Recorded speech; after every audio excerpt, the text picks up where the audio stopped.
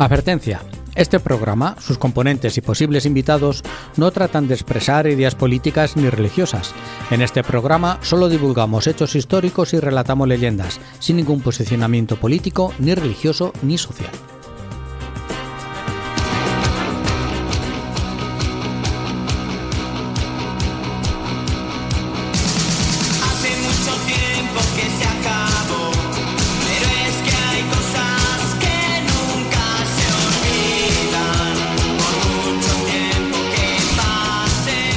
Estamos casi. ¿Semana de gloria o semana de pasión? ¿Cómo estamos? Domingo de Ramos, eso ya. Sí. Tal cual. ¿Y cómo lo he pasado yo, me dices? Sí. De pasión. De pasión. Gloria poca. Así viéndole gloria poca. Mi semana de pasión ha sido. Me falta todavía que entregar para el miércoles, es el último día, y a ver a quién llego y a quién no. Se me ha hecho largo hasta a mí, no te digo más. O sea que se me ha hecho larguísimo. Estamos viviendo la Semana Santa desde enero. Sí, ya empiezan los nervios. Sí. Tan atrás no puede ser esto. La feria de abril casi tiene que ser ya en mayo, como aquel que dice. Esto no. Claro, sí, se nos va a juntar con los mayos. Claro, sí. Qué estrés. Qué estrés. Un estrés detrás de otro. Jefe, hoy, hablando de los mayos, que hay concurso para crear un farol. Tú que has sido farolero oficial. Sí, pero yo los he portado. Tú eres portador oficial. Yo soy portador, yo no he hecho. Creador no. Pero es que ahora, aprovechando 2 maniquís de esos viejos que tienes, 3 retables que habías hecho, hacemos un farol que se caga la perra, como decía que. Más que un farol, un pelele. Pues vamos a hacerlo. Me parece que son 100 pavos de premio. ¿Ah, sí? Yo por 100 pavos yo no me puedo hacer. También, claro, ha recogido. Ha llegado ya a un nivel, que claro. Estamos hablando de Valenciaga y él ya es de 4 ceros en adelante, lo que queráis. Nada, sí, claro. Luego viene un personaje como el que tuvimos la semana pasada y bueno, pues nada, un personaje normalito, corriente, nada. No, ese personaje de la semana pasada fue un gran personaje. Javier Moro. Pero de los grandes. Qué bueno.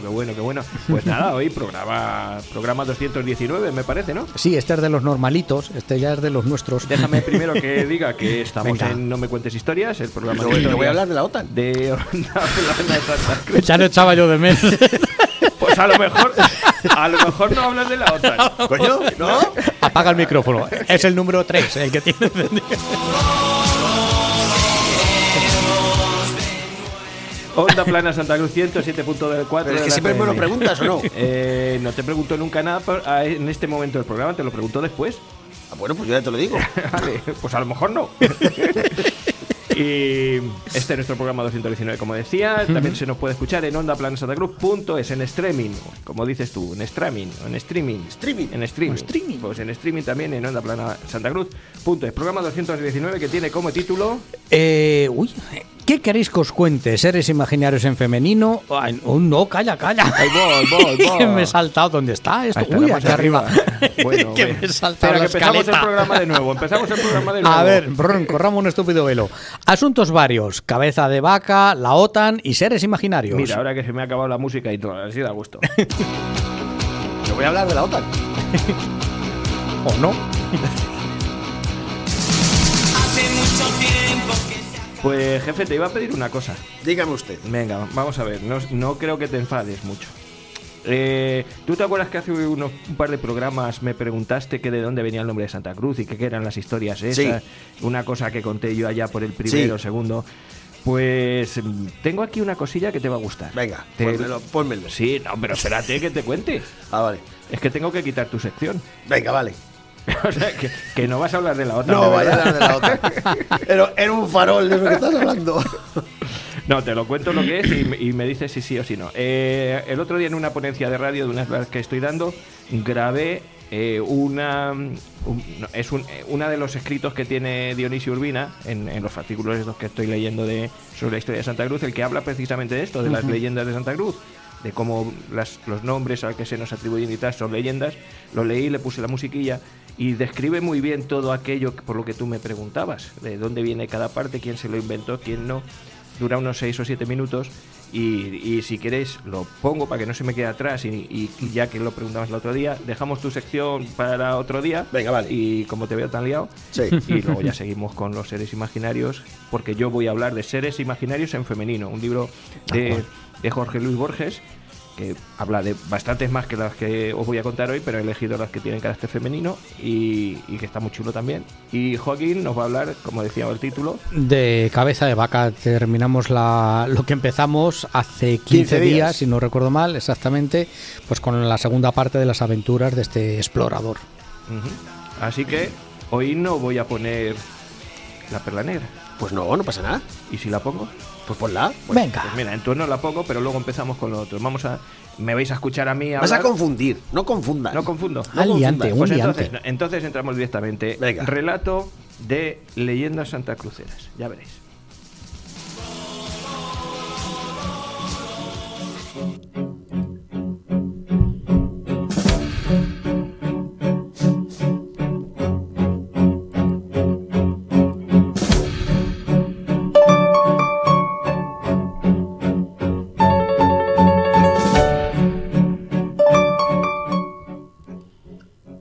A pesar de que conocemos los lugares donde vivieron los santacruceros en época romana, de que podemos imaginar sus ciudades, sus aldeas, no sabemos cómo se llamaron.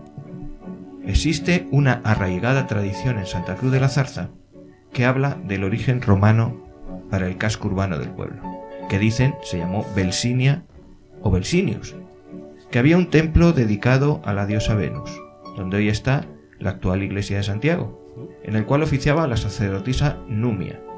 También que tuvo mártires y que se llamó Vicus Cuminarius o Aldea de los Cominos y Castelforte de Valcominos, siendo el origen de su nombre actual un milagro ocurrido en tiempos del rey Recaredo.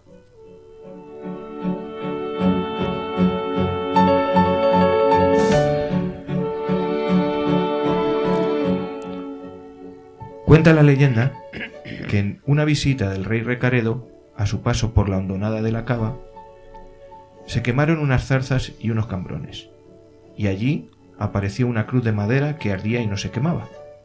Este sería el origen del nombre del pueblo. Eso es al menos lo que nos enseñaron en el colegio y lo que todavía hoy se enseña.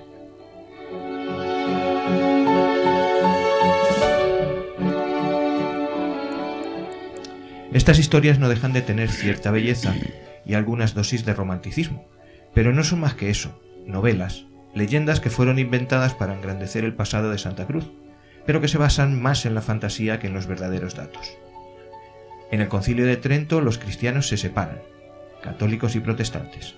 Los primeros defienden la interpretación literal de los textos de la Biblia, los segundos no. El descubrimiento de los restos arqueológicos de la antigüedad y el estudio de sus textos da lugar al Renacimiento, al aumento del conocimiento que llevará a la Edad Moderna. Pero en España los católicos se atrincheran tras el escudo de la Contrarreforma.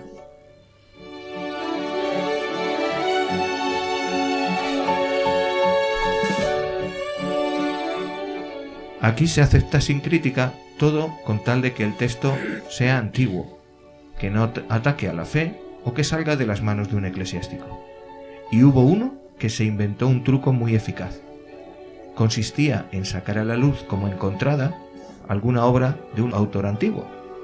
Se trata del padre Román de la Higuera, quien escribió una historia de Toledo plagada de textos fabulosos que pretendían inventar el mayor número posible de santos y mártires y dar mayor antigüedad a cada pueblo.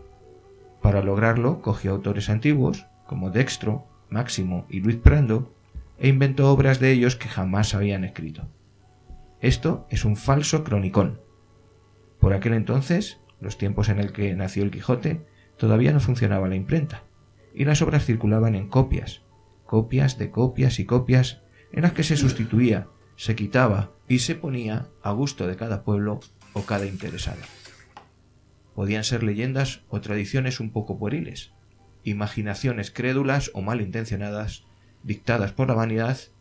Cada pueblo quiso tener su propia historia particular, más antigua y más esplendorosa que la de su vecino. No faltaron falsarios dispuestos a exagerar todavía más. Así, Román de la Higuera se añadió a estos frailes como Francisco de Vivar y Gregorio de Argaiz. Entre estos dos últimos se inventaron el nombre de Belsinia, la sacerdotisa Numia y los santos mártires Cistius, Eficius, Letus y Maximus, que sin embargo nunca figuraron en el Acta Santorum de la Iglesia.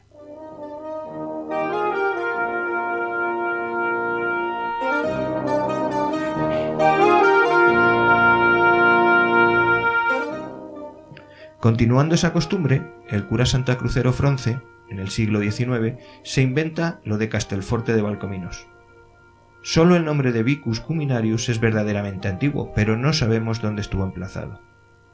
Como estos falsos cronicones exageraban la grandeza y la antigüedad de cada pueblo, al tiempo que multiplicaban los santos y mártires, era peligroso hablar contra ellos, aunque no cesaron de llegar censuras desde diferentes partes de Europa, como Italia, Alemania, Francia, Sicilia, Inglaterra, que los juzgaban como fabulosos, como obras hechas de pocos años y corrompidísimos. Por eso, aunque en la misma época de Román de la Higuera algunos autores decían que esta crónica no es más que una desordenada compilación de patrañas pueriles, los falsos cronicones acabaron por llegar a todos los pueblos.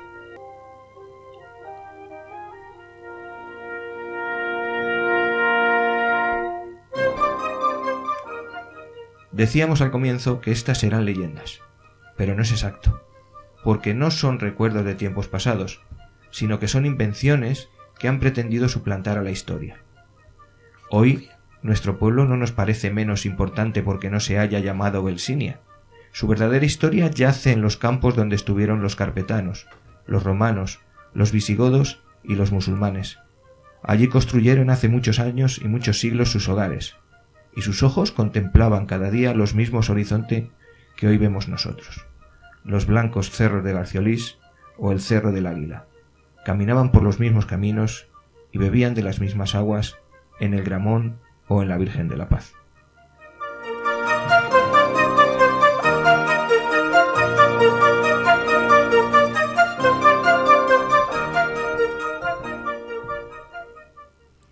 Bueno, pues este era el escrito, que no es mío, que es de Dionisio Urbina, y que describe muy bien qué es lo que creíamos saber de Santa Cruz y de dónde viene. Con él rompiste nuestra infancia. Sí. En el primer programa, hace 7 años. Directamente, sin anestesia Sí, ni nada. nada más que así. Hola, buenas. ¿Qué os pensabais? ¿Que esto era así? Pues no. Pues es verdad. Los cronicones, como hemos dicho, fueron libros absolutamente inventados, atribuidos a autores antiguos que jamás los escribieron, y ahí cada uno ponía lo que en sus buenas ganas le parecía. E incluso, por lo que he podido leer e investigar, que aquí tenemos una calle que se llama Sacerdotisa Munia. Bueno, tenemos una calle Vicus Cuminarius, tenemos una calle Belsinia, tenemos una calle atribuida a todo esto, porque, claro, este conocimiento ha llegado hasta nuestros días, esta creencia ha llegado hasta nuestros días. Son pocas las personas que conocen la veracidad de todos estos, o la no veracidad de todos estos datos, ¿no? Decía que en algún momento la palabra Munia mudó de la que está escrita realmente, que es Numia, porque yo digo Numia.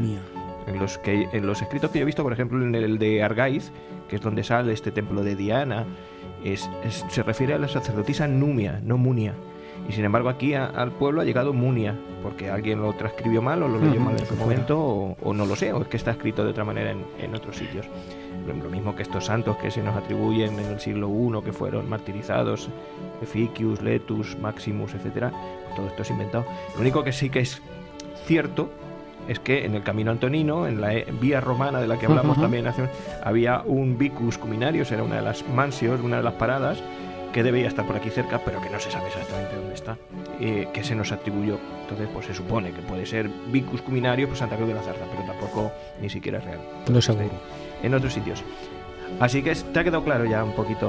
Me ha quedado clarísimo. Y ya sabes que el nombre de Santa Cruz de la Zarza, pues de la leyenda de Recaredo, pues que como que tampoco. Y que también dijimos en su día que es más probable que nos llamemos Santa Cruz de la Zarza por el pueblo vecino de la Zarza, que está al lado. Sí, que está al lado, que por nosotros mismos, para distinguirnos de Santa Cruz de la Sierra o Santa Cruz de otros sitios.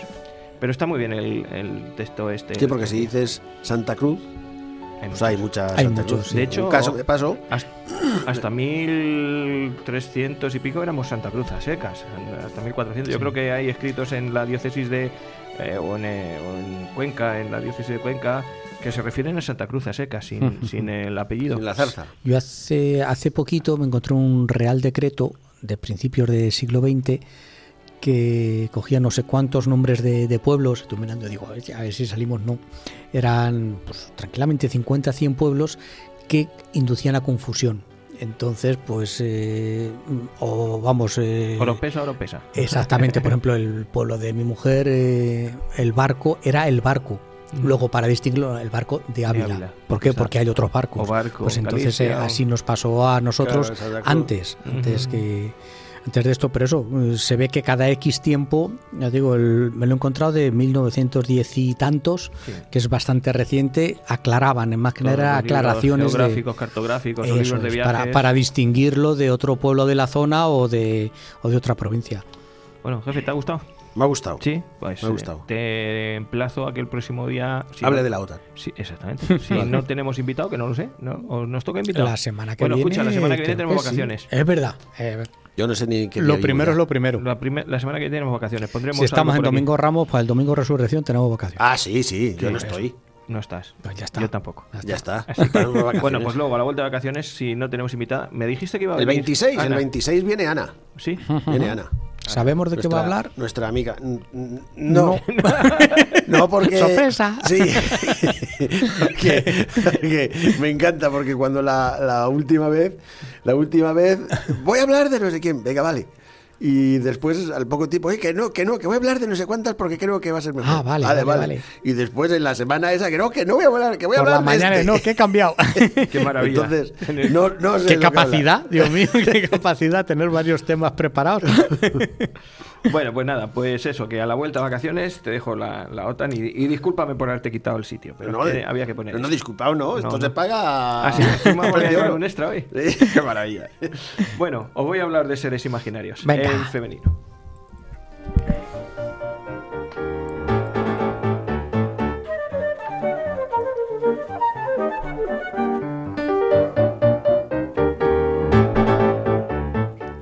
Ya os he contado en más ocasiones, hoy y la semana pasada, que en su día os hablé de animales imaginarios y demás, y que algunos de ellos están sacados de un libro de Jorge Luis Borges, un libro que se llamaba...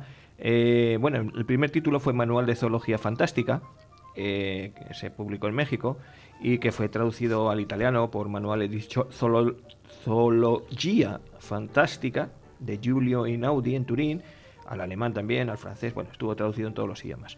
Y en portugués también, en la editorial Globo de Porto Alegre, en Brasil también se publicó. Este libro tiene un chorro de seres imaginarios, algunos muy antiguos y otros salidos de la mente de algún escritor contemporáneo o casi contemporáneo, de Kafka, de Allan Poe, de algunos de estos. Uh-huh. Entonces he hecho extraído los que tienen apariencia o carácter femenino para hacer un programa monográfico sobre seres imaginarios femeninos. Como ya os hablé de algunos de ellos, por ejemplo las arpías o la esfinge, pues no las voy a repetir, os doy unas pinceladitas así de lo que dije de ellas y ya está. Pero tenemos otros muy curiosos. Todo lo que cuenta Borges está sacado pues de libros más antiguos, como digo, en algunos son muy concretos, otros pues de la mitología griega o de las creencias egipcias o romanas, etcétera, etcétera. Y bueno, por empezar por un sitio, os hablé, si os acordáis, de las arpías, que eran divinidades aladas, aves con cara de doncella y con garras encorvadas, que eran invulnerables y fétidas, olían mal y que se tiraban, bueno, lo devoraban todo, chillaban y todo lo transformaban en excrementos, se tiraban encima de la mesa de los comensales y lo llevaban todo. Los bichos muy malos. Bichos muy malos, ¿vale? Bueno, pues arpía en griego significa las que raptan, las que arrebatan. Y no os voy a dar muchos más datos porque si no, mejor que os vayáis a aquel programa y lo veis allí. Uh-huh. También os hablé de la esfinge, que es un de los monumentos egipcios que todos conocemos.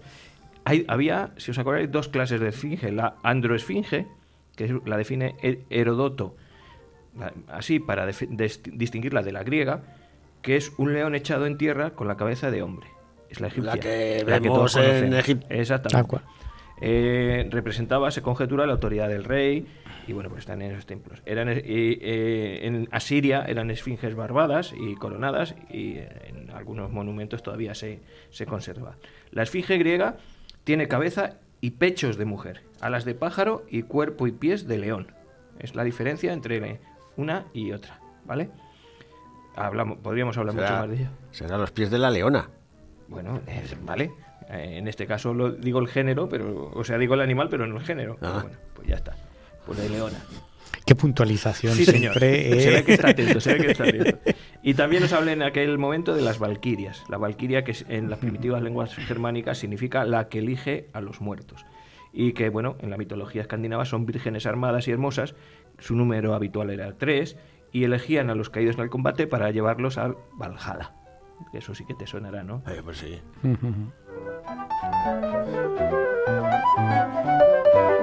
Bueno, pues empiezo con las que no hablaré de ellas. Y algunas son muy conocidas. Por ejemplo, las hadas. Las hadas. Hadas, sí, las hadas. Viene de la voz latina fatum, que es el hado o el destino. Por ahí, de ahí viene mira. el nombre. Se dice de las hadas que intervienen mágicamente en los sucesos de los hombres. Todo lo que ocurre está intervenido por las hadas. Y que, bueno, que son muy numerosas, que son las más numerosas de todos los seres imaginarios, las más bellas, las que mejor se recuerdan. ¿Las hadas y las musas es lo mismo? No necesariamente. La musa es la que te trae la inspiración y la hada está en muchos más sitios. De hecho, se encuentra en relatos de la antigua Grecia, en los esquimales, en los pieles rojas. En todas las mitologías aparecen. Qué aparecen curioso, hadas. qué curioso. Normalmente, en las aventuras en las que están siempre hay algo de peligro. Entonces las hadas intervienen y entonces cuando intervienen ese peligro pasa. Por ejemplo, en Irlanda y en Escocia les atribuyen moradas subterráneas. Viven bajo tierra y ahí confinan a los niños y a los hombres que suelen secuestrar. Fíjate, la gente cree que... Pues esas son las malas. Claro. Sí, hay de todo, por eso te digo que hay de todo, entonces. Porque la hada de la Cenicienta esta del zapatito es muy Sí, porque gentil. no pertenece a esta Bueno, si hacen la mitología. película ahora lo mismo la cambian. Pues lo más seguro. Bueno, la gente en esta mitología, en la de Irlanda y Escocia, pensaban que tenían puntas de flecha neolíticas que sacaban de los campos y que las dotaban de virtudes medicinales. Si te disparaban una flecha de ese tipo, te apañaban el cuerpo. A lo mejor necesitas tú... ¿Para bien o para mal? Para bien. Para bien. Que a lo mejor necesitas tú un flechazo por ahí abajo. O dos. Uno en cada. Bueno, para terminar, a las hadas les gusta el color verde, el canto, la música. Y bueno, pues a finales del siglo XVII un eclesiástico escocés, el reverendo Kirk, compiló un tratado que se titula La secreta república de los elfos, de las hadas y de los faunos. Y en 1815 Sir Walter Scott pues dio esta obra manuscrita a la imprenta y la tenemos ahí. En los mares de Italia, por cierto, el hada Morgana urde espejismos para confundir y perder a los navegantes, algo que ocurre. ¿Morgana? Morgana no era la de... Que me suena a mí. Sí, Coño, la de Merlín y de Rey Arturo. Tate. Bueno, voy a hablar ahora de un bicho muy malo. Un bicho, no Muy por ser malo. femenino, Una bicha. una bicha. La hidra de Lerna. ¿La de Hércules? La hidra de Lerna era hija de Tifón, que Hija era... de su madre. Escucha al padre. Tifón, hijo disforme de tierra y del Tártaro. Y Equidna, la madre, era mitad hermosa mujer y mitad serpiente. Lo mejor de cada casa. Entre los dos engendraron a la hidra de Lerma. Se decía que tenía 100 cabezas. Eso lo cuenta Diodoro, que era un historiador. En otros sitios se dice que eran 9. Pero es que además, cada vez que se cortaba una cabeza se convertía en 2. O sea, Claro. tú le cortabas una y salían 2. Y la cabeza central era... Entonces no sabía... Que no es la medusa, esta. Viene No, a ser la Viene medusa. eso, ¿La o es medusa? prima hermana por parte de padre. No, la medusa no es la que te mira mal y te pone de piedra. los Pero no ojos. tiene cabecicas Sí, también. Sí, pero te mira, pero esta no. La esta no. representación se parece. Bueno, la cabeza central es inmortal. Entonces, claro, además se dice que la... Pero yo tengo una duda, Magister. Sí. Vamos a ver. Si dicen que tiene 9 cabezas Ujú. y si le cortas una salen 2, Pues tendría 10, Claro. claro. pero eso cuando lo escribieron tuvieron que hacer la prueba, entonces ya no tenía 9. No, pues, pero como es una cosa de la mitología, además se le atribuye al principio 5 cabezas. Tú pues la bueno, vieron 9. sí, dice, bueno, vamos a cuando probar a nació- cortarle una. Salieron 2. Dice, pues ya son 11. Pues ya- además eso, cuando nació tenía 9, pues tenía 9. O a lo mejor tenía 8, cortaron el 9. Tacha el 8, pon 9. Araña sin patas, sorda. Bueno, pues hasta cuando dormía, el aire ponzoñoso que le rodeaba podía ser mortal para los hombres. Juno la crió y la entrenó para que se midiera con Hércules, que es lo que tú decías. Hércules y Iolao la buscan en una de las aventuras de Hércules, en uno de los trabajos, y entonces Hércules le corta las cabezas y el otro las va quemando con una antorcha cada una de las heridas para que no le salgan más. Es decir, ¿cómo se dice eso? Cicatriza las heridas con tiene con un calor. nombre. Sí, la tenemos en la punta de la lengua. A ver, saca la lengua. No veo nada. No era eso, no era eso. Y bueno, pues, ¿qué hizo con la última cabeza? Pues como era inmortal, Hércules la enterró bajo una gran piedra, donde está enterrada ahora y que no se sabe dónde está, y ahí está odiando y soñando. Como vayas tú y la despiertes, vas a... No, ya no voy a ir. ¿No? Yo bastante tengo con mi hernia. Cauterización, demonios. Ay, hemos sido cautos y no hemos metido la pata antes de decirlo. Cauterización. Vale, vamos con otras seres mágicos, que son las lamias. A mí este nombre me resulta muy curioso porque tengo una niña en la escuela que se llama Lamia. ¿Ah, sí? Una niña así de origen marroquí, de padres marroquíes, y su nombre es Lamia. No seguro que no tiene nada que ver, pero las lamias habitaron en África. Y de la cintura para arriba su forma era de una hermosa mujer, y de cintura para abajo serpiente. Qué casualidad, se parece a la anterior.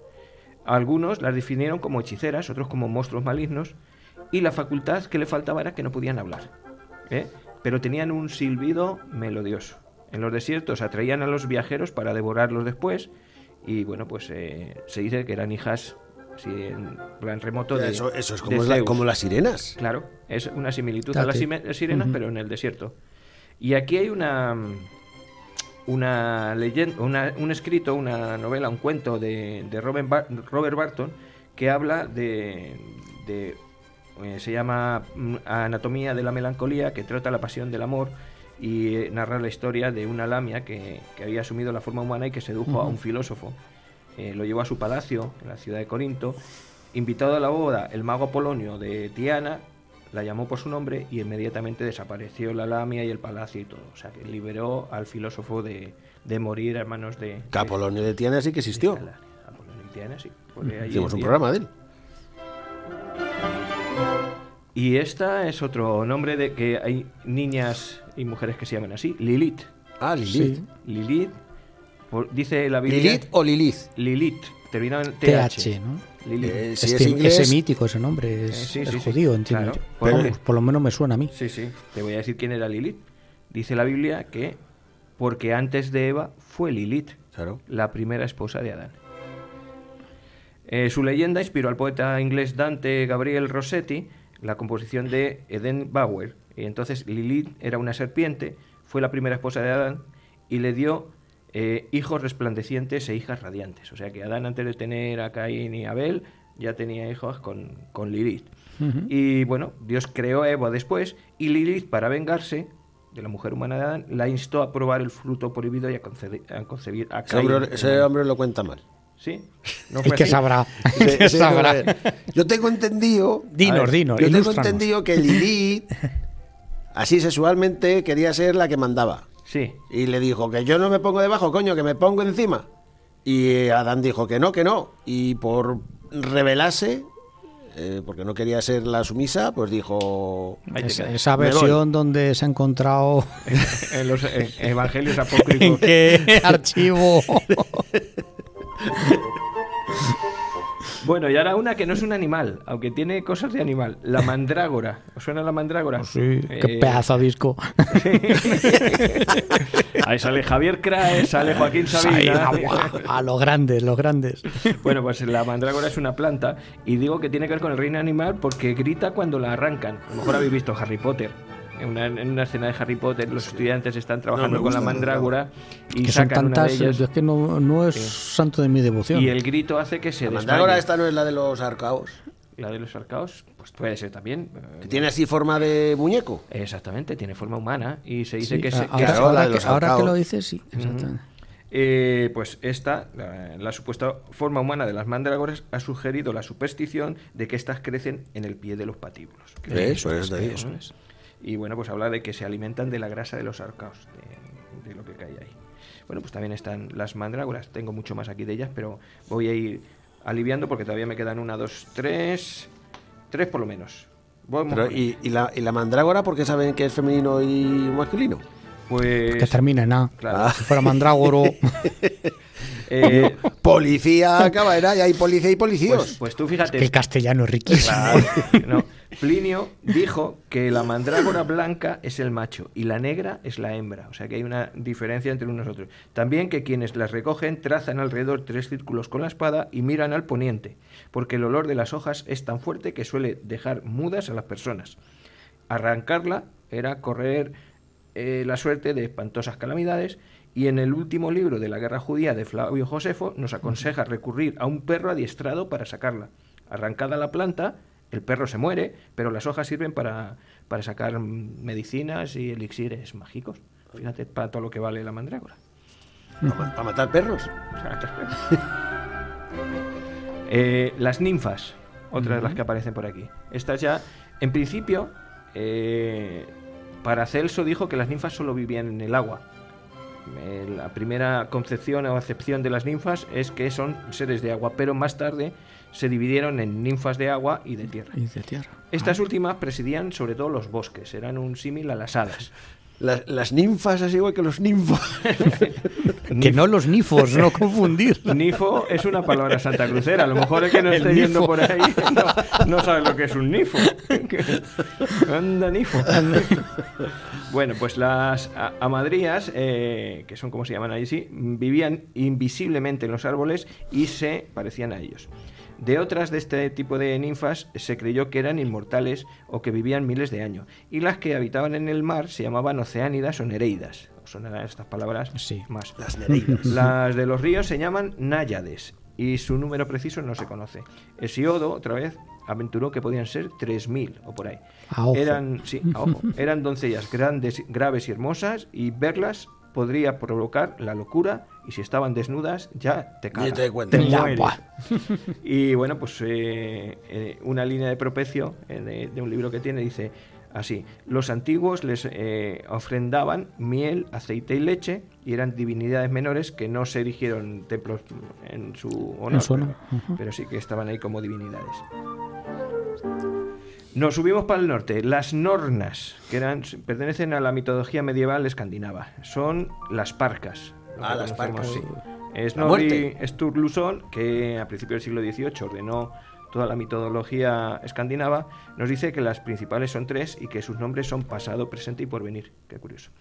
Y bueno, pues los antiguos germanos no eran propensos a divagar mucho con estas cosas. Uy, eso es mucho. Y entonces pues dijeron: mira, son 3 doncellas, uno junto a una fuente, otro al pie del árbol del Yggdrasil, que es el árbol sagrado, y otra más, y bueno, pues lo que están haciendo es urdir los hilos de nuestra suerte y de nuestra vida. Del destino. Del destino, exactamente. El tiempo que pasó las fue olvidando y hacia 1606 Shakespeare escribió en Macbeth y las hizo aparecer en una primera escena. Son las 3 brujas que predicen a los guerreros del destino que los aguarda. Shakespeare las llama en inglés Weird Sister, las hermanas fatales, las parcas, y Weird, entre los anglosajones, era la divinidad silenciosa que presidía sobre los inmortales y los mortales. Nornas y parcas son prácticamente... Sí, sinónimas. Bueno, y termino con una que ya hemos nombrado, aunque no hemos dicho nada de ellos, que son las sirenas. A lo largo de los tiempos las sirenas cambian de forma. No siempre son como ahora las vemos. Su primer historiador, que fue el Rapsoda del 12º libro de la Odisea, no nos dice cómo eran, porque para Ovidio son aves de plumaje rojizo y cara de virgen. Fíjate la diferencia. Aves. Sí. Para Polonio de Rodas, de medio cuerpo arriba son mujeres y abajo aves marinas. Aves marinas, Sí. ya las va acercando. Vamos acercándonos. Para Tirso de Molina, ya estamos aquí más cerquita, y para la heráldica, la mitad mujeres y la otra mitad pez. Hasta Tirso de Molina no definimos o no tenemos más o menos Oye, la y imagen. en la Odisea no salen estas. Sí, pero su imagen como tal no se describe. No sé. Sí, vale. Se oye el canto de sirena. Sí. Bueno, pues no es menos discutible, también se discute sobre su género. En el diccionario clásico de Lempier se dice que las ninfas de Quicherat son monstruos, y el de Grimal, que son demonios, o sea que no son, casi nunca son buenas, que moran en la isla del Poniente, cerca de la isla de Circe, pero el cadáver de una de ellas, Parténope, fue encontrado en Campania y dio su nombre a la famosa ciudad que ahora lleva el nombre de Nápoles. Es el nombre primero de Nápoles, que es el nombre de una de estas sirenas. Estrabón, al que conocemos muy bien porque describe muy bien España, padre de la geografía, vio su tumba y presenció los juegos gimnásticos que periódicamente se celebraban para honrar la memoria de esta Parténope, la primera sirena a la que se encontró su cadáver, según la leyenda, que tampoco. La Odisea se refiere a las sirenas que atraían y perdían a los navegantes, y que Ulises paró en su canto, se ató al mástil, lo que todos conocemos, y ordenó a los remeros que se tapasen los oídos y los ojos y tal, y así pasó. Y bueno, pues también una tradición recogida por el mitólogo Apolodoro en su biblioteca narra que Orfeo, desde la nave de los argonautas, estamos aquí, cantó con más dulzura que las sirenas, y que éstas se precipitaron al mar quedando convertidas en roca, porque su ley era morir cuando alguien no sintiera su hechizo. Entonces, como Orfeo cantó mejor que ellas y no fue hechizado por las sirenas, estas se tiraron. Bueno, por dar un detalle, en inglés la sirena clásica se distingue de la otra sirena, la de cola de pez. El nombre de la sirena clásica es siren, y el de la que tiene la cola de pez son las mermaids. Que lo sepáis si os lo dicen alguna vez, no es lo mismo una siren que una mermaid. Y bueno, pues en el 10º libro de la República, 8 sirenas presiden la revolución de los 8 cielos concéntricos. Sirena, supuesto animal marino, leemos en el diccionario Brutal. Todo esto es lo que Jorge Luis Borges nos dice sobre estos seres imaginarios, en este caso en formato femenino. Muy chulo. Muy chulo.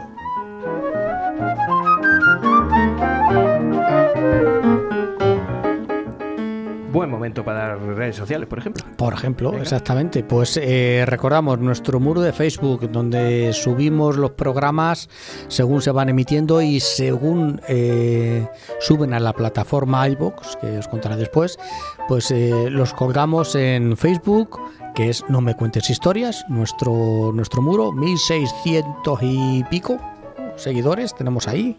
Yupi, escribirnos, contarnos qué os parece. A los 1000, sí, estamos por ahí, sí, hemos subido.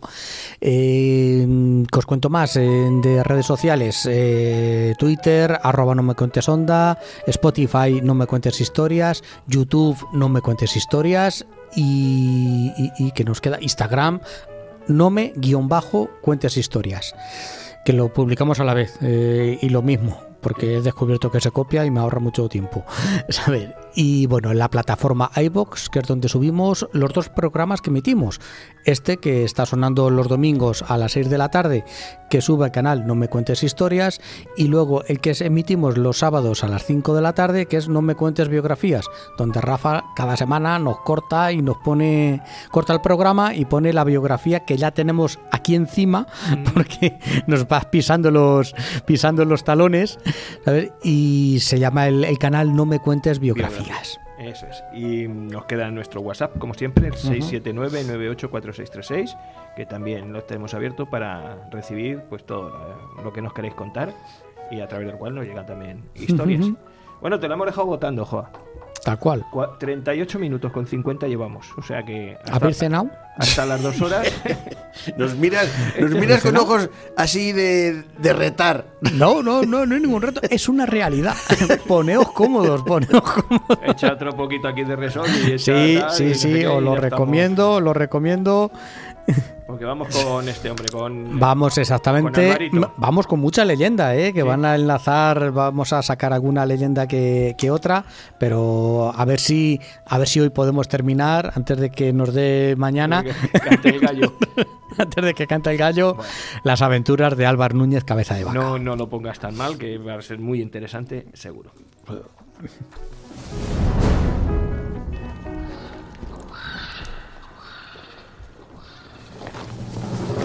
¿Vas a tomar nota, jefe? Sí. Esto hay que coger, hay que coger apuntes. Me da miedo. Enfrentando arcabuces a piqueros con el alma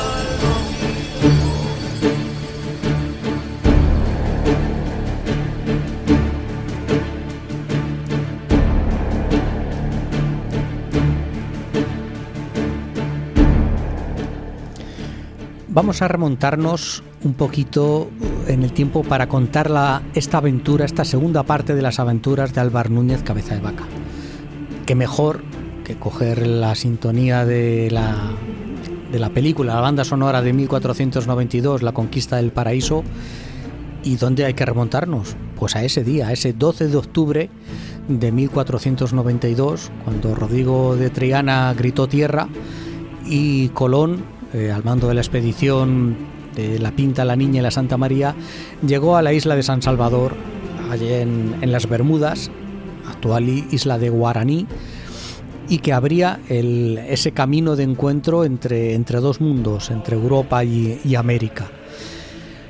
¿Por qué nos remontamos ahí? Pues porque sí, porque me gustaba, porque nunca habíamos sacado a relucir a Colón y era un momento de sacarlo a relucir, porque quería hablar, antes de Cabeza de Vaca, explicar las expediciones españolas al Atlántico Sur, porque es donde irá nuestro protagonista.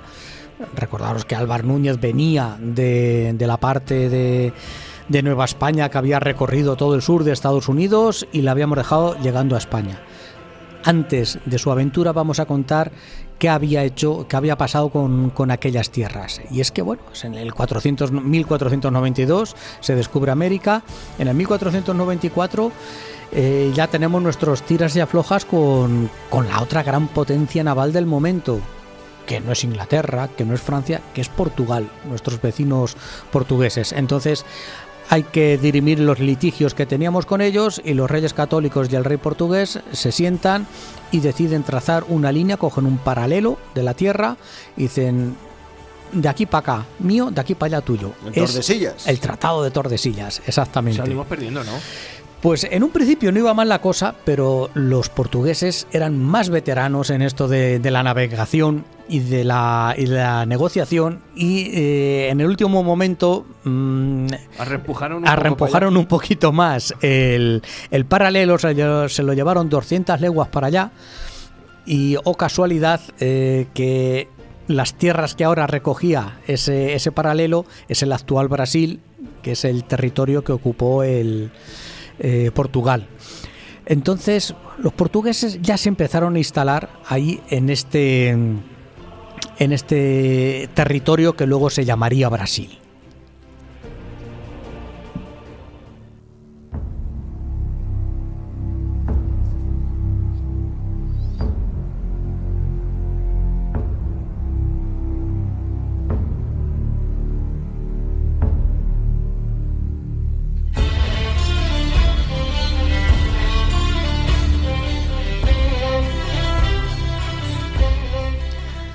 Y con los portugueses instalándose en las costas del Brasil, pues nuestros reyes estaban con la mosca detrás de la oreja.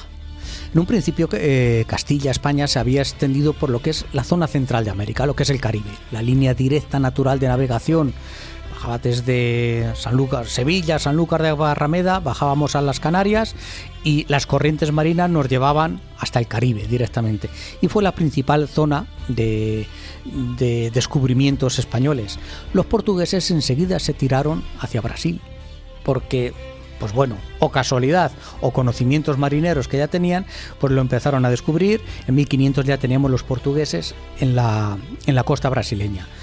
Fernando el Católico ya había desaparecido, había muerto Isabel, no estaba tranquilo, porque decía: es que más allá de ese paralelo, ese territorio nos corresponde a nosotros teóricamente, y vamos a ver qué hay más allá de aquel paralelo, navegando hacia el sur. Hacia el norte lo tenemos claro, que es la zona del Caribe. Vamos a ver qué ha pasado hacia el sur. Entonces, hacia el sur mandó a Juan Díaz de Solís, que en 1514, con 3 carabelillas, ahí tipo las de Colón, pues salió de Lepe. Y dice: ¡oh, qué gracioso! Pues Lepe en aquel momento era una villa marinera muy importante en el sur de España. Recordemos que remontamos. Las villas marineras a mí siempre me evocan el norte: Santoña, Castro Urdiales, Laredo, las villas del Cantábrico, que siempre fue el origen de la Armada Española, de la Marina Mercante Española. Pero la costa andaluza es el segundo origen, es donde la Armada medieval española fue creciendo nadie nos acordamos y creemos que hasta la Armada Invencible los españoles no tirábamos un barco al agua. Fue la flota española, castellana concretamente, la que rompió las cadenas que defendían el puerto de Sevilla, el puerto de musulmán de Sevilla, para que Fernando III lograra la capitulación de Sevilla. Y bueno, por no hablar de la Armada aragonesa, que era la dueña del Mediterráneo, por lo menos de la parte occidental, ¿sabes? Entonces, desde Lepe, una villa marinera donde las haya, partieron esas tres naves camino del sur. Pensar que van hacia lo desconocido. Pensar, una nave espacial ahora tiene más claro dónde va que dónde iban que a dónde iban aquellas 3 naves que no tenían ni maldita idea. Pensar un mapa en blanco. La Tierra sabíamos que era redonda, pero estaba sin descubrir. Colón había ido camino de Asia, camino de Zipango, de Japón, de China, y se había encontrado con un nuevo territorio. Él estaba empecinado, aunque no, pero los marinos españoles, en una institución que se llamó la Casa de Contratación, que crearon los Reyes Católicos para tener controlado el cotarro. Por una parte, las mercaderías, los hombres y la mercancía que iba y venía de América, tenerlo controlado, el fisco, los impuestos, eso es fundamental, y también tener controlado el conocimiento. Todo marino que venía de América tenía que pasar por la Casa de Contratación y tenía que contar a los marinos dónde había estado y explicarles las rutas, explicarles por dónde iba y por dónde venía. Entonces ellos eran los encargados luego de hacer los mapas que luego utilizarían las siguientes expediciones. Pues nuestro Juan Díez iba a lo desconocido, iba a explorar. Era una expedición pequeña. Tres naos. Las naos, si os habéis acercado a Palos de Moguer, veis que son barcos muy chiquititos. También hay otra réplica, por ejemplo, en Bayona, cerca de Vigo, donde llegó la niña en el primer viaje de Colón. Veis que es muy chiquitito y dices, Dios mío, y aquí van 50, 100 personas, Dios mío. Pues sí, ahí van. Y pensemos que eso era la nave espacial del momento. Era la punta de tecnología de aquel siglo, y que iban literalmente a lo desconocido. Allá que va Juan Díaz, y un 20 de enero de 1516 aparece en lo que hoy sabemos que es Punta del Este. Punta del Este es una ciudad de Uruguay, que está, ya imaginaros a dónde ha bajado, ya está a la izquierda de ese paralelo donde se supone que ya es territorio castellano, por así decirlo, donde los castellanos, los españoles, tenían autorización para explorar. Juan Díez llega, desembarca, dice, bueno, pues vamos a Ceraguada. ¿Qué era Ceraguada? Los barcos en aquel momento, si pensáis en esa nao chiquitita, pues los alimentos que llevan son los justos y la bebida que llevan la justa. Por eso salían de Sevilla y la siguiente parada era Canarias para hacer la última aguada. El agua en el mar se pudre. Están pasando por todas las latitudes ecuatoriales. Hace mucha calor.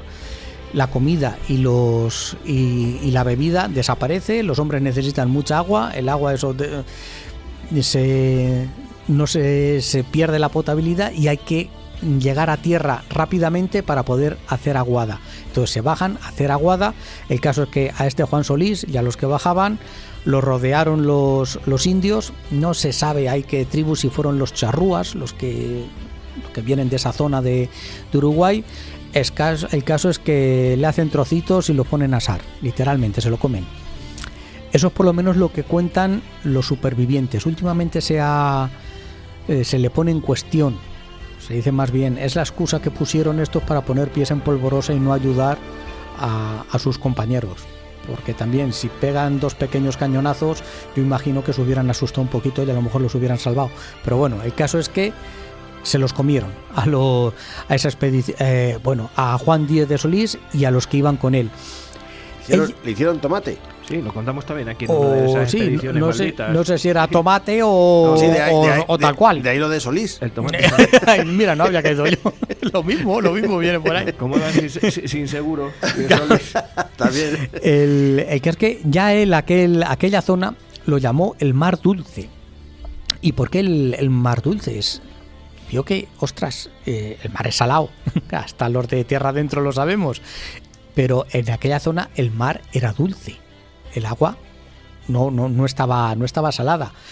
Lo que creo que murió sin saber es que no era mar realmente donde estaba, era la desembocadura de un río, es el río de la Plata, el gran río Paraná, que desemboca allí en un estuario de 200 kilómetros de ancho. Es muy fácil equivocarse y confundir esa desembocadura, porque no estaban acostumbrados a los ríos americanos, que aquí llamamos río al río Tajo, que tenemos aquí cerquita, y ese río Tajo en América pues sería un vulgar arroyito. El río Paraná tiene miles de kilómetros y eso, una anchura en su desembocadura de 200 kilómetros. Y él lo llamó Mar Dulce. Pero bueno, los que sobrevivieron de aquella expedición volvieron para España. Mira, nos hemos encontrado esto. El caso es que ya con Carlos V, a ver, no estamos tranquilos. Los portugueses siguen avanzando hacia las Islas de las Especias, que era hacia donde íbamos todos. Los portugueses iban rodeando África y nosotros íbamos camino del oeste. Camino del oeste, ahí va Colón, pero allí fue pues otro gran navegante, el portugués Fernando de Magallanes. Pero si has dicho que era portugués y los portugueses iban por... Ya, pero es que este portugués estaba al servicio de España. Era muy común en aquella época que un portugués estuviera al servicio de España, un español al servicio de Portugal, no pasaba nada, ¿sabes? Te nacionalizabas, lo estoy poniendo entre comillas para que sepa, y no ocurría, no era ningún traidor a la patria, ni mucho menos, simplemente cambiaba de señor. Él seguía siendo portugués, castellanizaba su apellido y tal, pero ya os digo, había castellanos trabajando para el rey de Portugal. Entonces Fernando de Magallanes pasó por aquellas tierras camino buscando la vuelta del continente. Los españoles iban hacia el oeste buscando eso, las tierras de las Islas Molucas, donde están las tierras de las especias, y nos encontramos con América. No se contaba con que América estuviera ahí, por eso se llama descubrimiento. América estaba, pero realmente el resto del mundo no sabía que existía América. Por eso por lo que hablamos de descubrimiento, que habían llegado los vikingos 500 años antes, sí, pero al norte habían llegado a Terranova y su conocimiento se perdió, no lo contaron al resto del mundo. Por eso se toma a Colón como realmente el descubridor de América, fue el que llegó, se asentó y volvió y lo contó. Los vikingos no lo contaron. Hicieron un pequeño pobladillo y desaparecieron de allí. Se duda incluso de que pudiesen llegar. O sea que... Está ahí, pero bueno, más o menos vamos a concederles la venia de que sí. Los de Vinlandia famosos son falsos. Es que hay muchas dudas, pero bueno, aun concediéndoselo de que, oye, hayan llegado por el norte, pues vale, pero realmente el que lo descubrió y lo contó al mundo fue Colón. Nosotros íbamos buscándole las vueltas a los portugueses. Entonces, navegando hacia el sur, ahí va Fernando de Magallanes, pasa por este Mar Dulce, que se sigue llamando así, y como sabemos, consigue dar la vuelta a América por el estrecho de Magallanes y acabará llegando a Filipinas, y el Cano, una vez muerto Magallanes en Filipinas, el Cano sería el que diera la vuelta al mundo. En 1527 hay otro explorador de aquellos territorios que le habían encargado nuestro Carlos V de que, oye, vete para allá, que ya ha ido uno, pero tenemos que volver, porque el Cano volvieron 18, si no recuerdo mal, de 6 buques, lograron regresar 18 vivos, pero volvieron ricos, porque el clavo, la canela que traían en el fondo del barco, aquello dio bastante dinero. Por eso interesaba aquellas expediciones. Pues se encarga a otro explorador que vaya para allá. Y se le encarga a un inglés al servicio de España, Sebastián Caboto o Gaboto. Me lo he encontrado de las dos formas, con C y con, en inglés Cabot. Y con G. Cabot, exactamente. Pero bueno, lo vamos castellanizando. Sebastián, aquí es Sebastián, ¿sabes? Y este hombre ya le cambió el nombre al río, porque desobedeció al rey, en vez de tirar para las Molucas, llegó a este Mar Dulce y se internó en él. Y lo que hizo fue pues descubrir toda la zona de lo que hoy llamamos La Plata, el río de la Plata. Y es una de las leyendas. ¿Por qué se llama La Plata? aquella zona. Pues esto al final enlaza con 3 leyendas, con la leyenda de la Sierra de la Plata, del Rey Blanco y de la ciudad de los Césares. Son 3 leyendas. Toda la conquista, el descubrimiento de América está lleno de mitología. Muchas veces avanzaban eso creyendo unas ideas, unas leyendas, y eso era lo que motivaba a seguir adelante, de ciudades míticas. Pues en este caso los indios les hablaban de una Sierra de la Plata dominada por un rey blanco, y tiene su base de verosimilitud. Demonios, es que sigues río arriba, esos miles de kilómetros arriba, el río Paraná llega a lo que hoy es Paraguay, más menos cerca está Bolivia, donde está Potosí, que es de la segunda a lo mejor mayor mina de plata del mundo, ya que él era territorio inca. El rey blanco era el Inca y la Sierra de Plata era el Potosí. La primera mina del mundo puede ser Zacatecas en México, y el Potosí es a lo que creemos que se estaban refiriendo aquellos indios de la zona de la actual Argentina. Pensar que tenemos que utilizar nombres actuales: Argentina, Uruguay, Paraguay. En aquel entonces no existía nada de esto, pero por lo menos con estos nombres nos lo ubicamos en el espacio, en la geografía. Al Potosí mandaron a nuestro santacrucero años después. Claro, es que el Potosí bien merece un programa que se está urdiendo aquí en mi cabeza. Nuestro contador real, Diego de Pastrana, estuvo allí a poner orden. Claro, es que el Potosí, una zona muy rica minera, Potosí, Zacatecas, y la otra gran mina del Imperio Español, Almadén. Almadén, donde se extraía, aquí al lado en Ciudad Real, se extraía el mercurio. He pasado yo un montón de veces. Ahí están las minas. ¿Merece la pena la visita? He pasado. Vale, museo minero. Yo lo tengo en tareas pendientes. Yo he pasado, pero no he parado. Paré a comer, pero. Sí, pero no a visitarlo. Está muy chula también la plaza de toros hexagonal, que se construyó con las casas de los. Interesante. Me parece a mí que este verano es lo mismo que hay. Visita por dentro de la mina. O sea, sí. Pues lo mejor de esta mina es que se extrae mercurio. El mercurio es fundamental para separar la plata de todas sus impurezas, lo que da una plata fina, la mejor plata que se podía extraer, y eso era fundamental, controlarlo, que lo controlara la corona y que lo tuviese a buen recaudo. Entonces eso, que haya jaleos entre los mineros en un sitio o en otro, pues hace que los oficiales reales, como hemos dicho, contadores, exactamente, vayan allí a poner orden. Me viene bien porque vamos a ir ligando, porque la casa de contratación, quieras que no, pues era el Ministerio de Hacienda. Eran los que controlaban que el quinto real se cumplía y que realmente se llevaba el fruto de las expediciones, de los descubrimientos, se los llevaban y se ingresaba en la corona. Sebastián Caboto, pues bueno, ya lo cambia aquel mar, ya dice, no, esto se va a llamar Mar de la Plata, porque aquí hay chicha. Vuelve para España y el rey le pega 4 collejazos. Tú me has desobedecido, ¿dónde vas tú? Con una escuadra mía, haciéndote lo que te da la gana, si yo te he dicho que vayas para las Molucas. Y ya cuando, después de echarle la bulla, dice, oye, pero esto de la plata que me ha gustado a mí. Sí. Esto qué interesante. Oye, vamos a ver otro que hay por aquí, Francisco de César.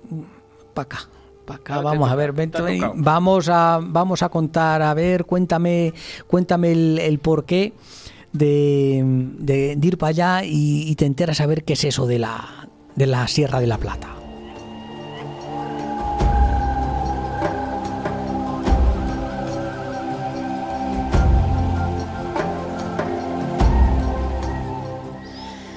Pues Francisco de César fue para allá y descubrió la leyenda también, o se la inventó, aquí no se sabe bien, la leyenda de la ciudad de los Césares, una ciudad mítica que existía en la parte de Argentina, creada por los supervivientes de expediciones pasadas que se habían erigido entre los indios como reyes, como césares. Entonces, si los encontramos, pues vamos a encontrar unos aliados, porque es curiosísimo cómo cada expedición va dejando un reguero de gente, de desertores, de gente que daban por muerta pero que sobrevivían. A mí me ha resultado curiosísimo porque se van descubriendo. Durante el camino encontramos a 3 de la expedición de Caboto. ¿Y qué hacían 3 de la expedición de Caboto ahí? Y te los encuentras en medio de Sudamérica y vas y te los encuentras. Claro, pero es que Cabeza de Vaca se había encontrado a 3 de sus compañeros en medio de Texas. Dios mío, Texas es 4 veces España. Y vas andando por allí y te los encuentras. Pero demonios, y es complicado. Pero sí. A ver, luego también, hombre, lo normal es que salieran hacia la costa, que es por donde se supone que venían los barquitos, y es más fácil verlos desde la costa, porque se iba haciendo una navegación más costera para poder hacer aguadas. Yo le trato de buscar por ahí la explicación, pero que mandangas de que te los encuentres ahí, eso, a 3 de la expedición que pasó por aquí hace 10 años. Dios mío, y esos hombres no se lo han comido los bichos, que es lo más fácil, que se lo coma cualquier jaguar, cualquier hormiga gigante de estas. Pues el caso es que envía nuestro Carlos V hacia el 21 de mayo de 1534 a Pedro de Mendoza. Pedro de Mendoza le dice: mira, vas a ir con una expedición, pero con una expedición. Esto de ir con 3 barquitos aquí a explorar, no. Vas a ir para allá y vas a colonizar aquel territorio. Y se va con 16 barcos. 13 salen directamente, se le unen 3 en Canarias, entre 1.500 y 2.000 expedicionarios. Eso ya es una señora expedición, con mujeres, con niños, con campesinos, con no todos soldados, ni muchísimo menos. Van a colonizar, van a quedarse allí directamente. Pero eso es la imagen que nos han vendido de españoles conquistadores, ingleses colonos, de mentira. O no es toda la verdad. Claro que había conquistadores, claro que iban los exploradores, pero también iban los colonos a asentarse en aquellas tierras. Si en Castilla te morías de hambre, era una de las salidas, o Italia, o el Tercio, o América. Era la otra. Pues Pedro de Mendoza, el 21 de mayo, eso, le dan las capitulaciones del emperador. ¿Y cómo son las capitulaciones? Pues así resumiendo, es sencillo, es tú pones la pasta, yo me quedo el beneficio. Así, más o menos en redondo, más o menos así, pero vamos, más o menos como haciendo los empresarios, más o menos. Tú pones la pasta, tú contratas la expedición, los barcos, tú te dejas ahí tu capital y luego de todo lo que ganes, el 20% es mío. No está mal. Oye, pues es un buen... ¿La Hacienda? ¿El IVA? Más o menos, es el IVA. Los aranceles. Los aranceles, estas cosas, exactamente. A ver, ellos recibían un sueldo, lo recibía el sueldo el que sobrevivía y volvía para reclamarlo, claro, el que no, claro, aquí no había una transferencia al Banco del Río de la Plata, ni mucho menos. Bizum. No había, todavía no existía el Bizum. Enviaban a los oficiales reales, a los contadores. Acordaros que Álvar Núñez, Cabeza de Vaca, fue de tocanarices, fue de contador, fue de oficial de Hacienda, por así decirlo, para que el jefe de la expedición, Pánfilo de Narváez, repartiese bien el quinto real. Y él iba vigilante de que el dinero que era del rey. ¿Por qué? Porque estamos en España y la picaresca es así. Si en vez de declarar que hay 100, declaro 50, el quinto real ya no son 20, ya son 10. Pues para eso va el veedor real, para asegurarse de que de los 100 me llevo 20, tal cual. Pues Pedro de Mendoza, venga, le nombran adelantado del Río de la Plata y gobernador de un territorio que sería la Nueva Andalucía. Si entras en la carpeta de las fotos, hay una de las últimas, me parece, que está dividida Sudamérica, así como en franjas, y vamos viendo el nombre que se le fue dando en esta época a cada territorio.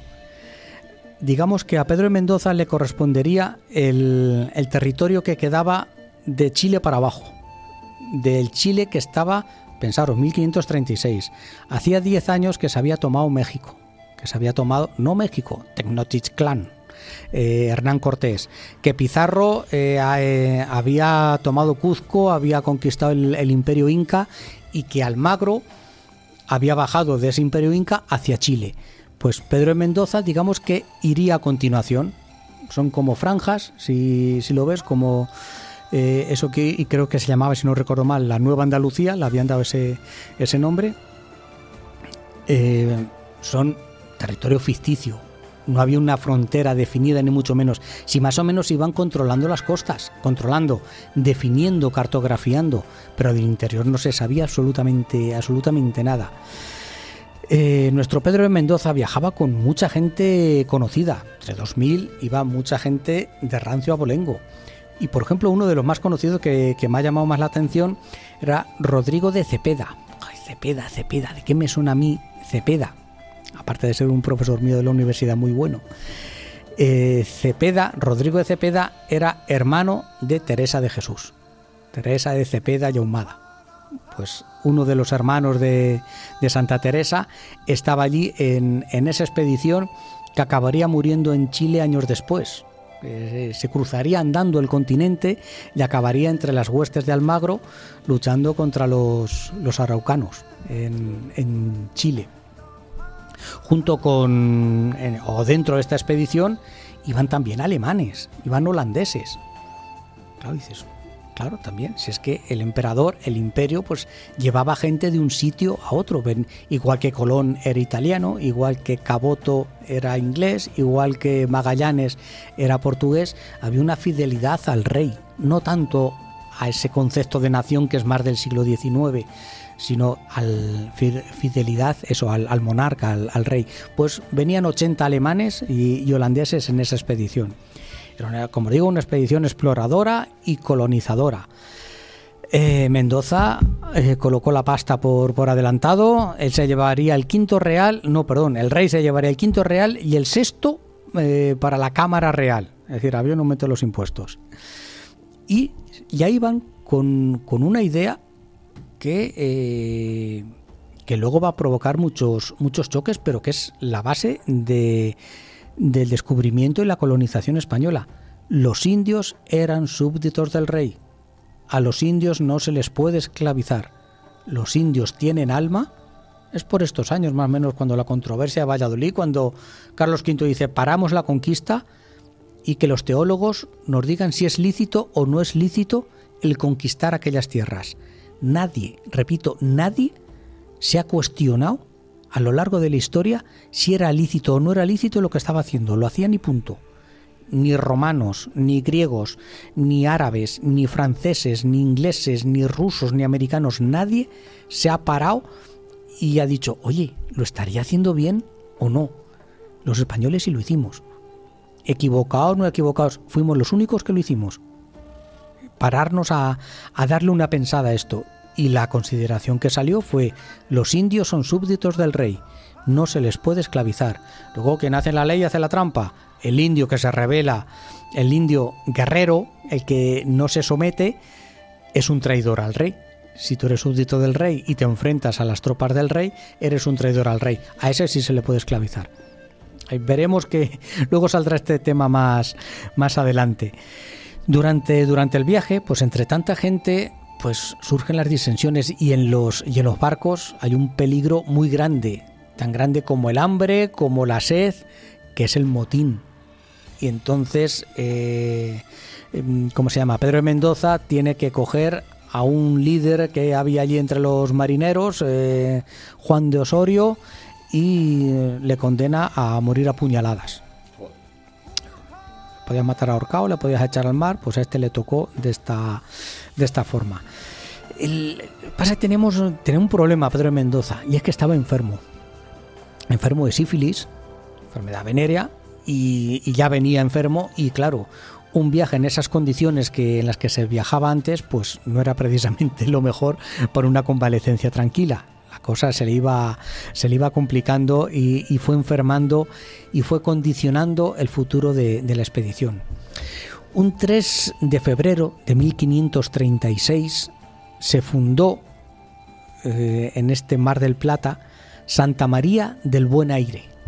es la primera fundación de Buenos Aires. ¿Y por qué se llama Santa María del Buen Aire? ¿Por qué es que hacía muy buen aire por allí? No, demonios, no. Es a lo mejor hasta más sencillo. Los marineros tenían una especial devoción a la Virgen María de los Buenos Vientos. Creo que se conserva un cuadro en la Casa de Contratación de Sevilla y es perfectamente entendible en una época de navegación a vela, ¿sabes? Entonces, por eso a Buenos Aires se le llamó en aquel momento Santa María del Buen Aire. Desde el primer momento hubo una hostilidad muy grande de los indios. No los indios charrúas, los indios de aquella zona, desde el primer momento se enfrentaron y no se dejaron conquistar, asimilar, no colaboraron para nada, igual que otras tribus sí que enseguida colaboraron con los españoles. En el caso de los indios de La Plata, no, para nada. Entonces tenían muchos problemas de avituallamiento, hubo que mandar expediciones hacia atrás, hacia el Brasil, para coger vituallas, coger alimentos, porque era mucha gente a la que había que alimentar.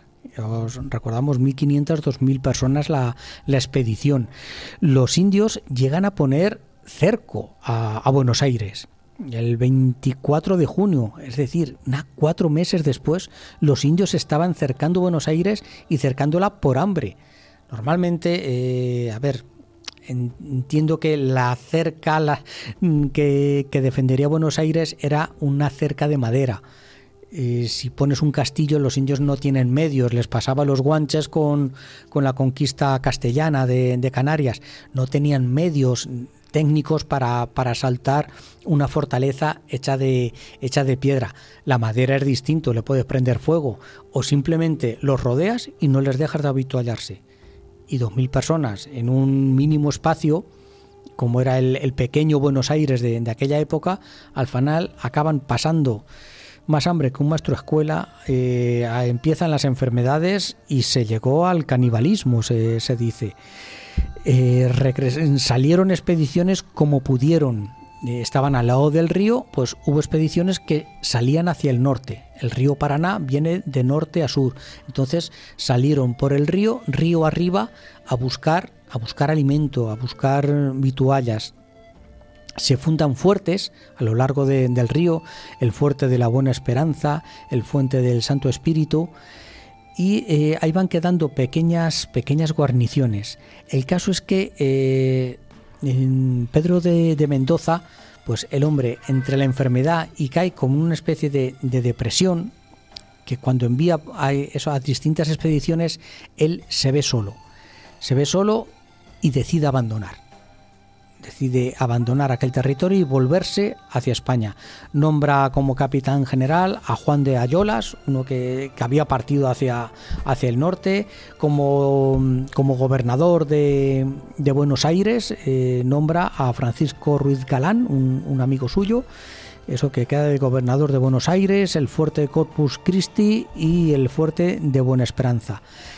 Y este hombre, este Pedro de Mendoza, vuelve hacia España, pero no le da tiempo a llegar. Un 23 de julio de 1537 muere en medio del Atlántico, carcomido por la sífilis.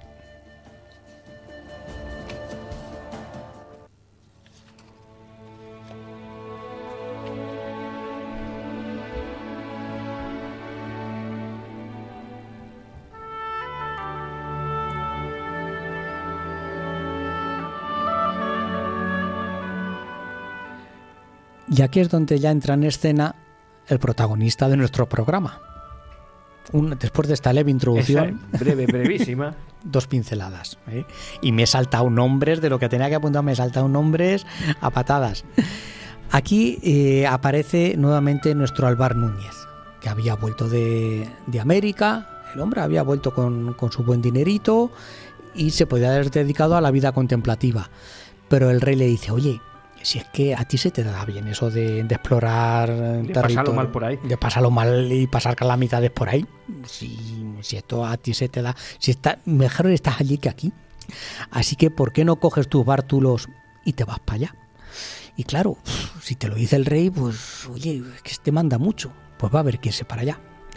El caso es que en 1540, eso, a los 2-3 años de llegar la expedición de los supervivientes de Pedro de Mendoza, se empieza a organizar una expedición para poner orden en aquel territorio, porque no es solamente que el que has mandado de gobernador se dé la vuelta, se te muera a mitad camino y no quede claro quién manda allí. Es que los portugueses se están asentando en el Brasil y por menos de un pitillo te bajan hacia el sur y te controlan el paso hacia el mar Pacífico, hacia la mar del sur, hacia el lago español, que sería el océano Pacífico durante un par de siglos. Eso hay que tratar de evitarlo. El caso es que eso, 15 de abril de 1540, Alvar recibe las capitulaciones del emperador. Entonces le nombran y dicen, mira, tú vas a ser el gobernador del territorio que tenía Mendoza,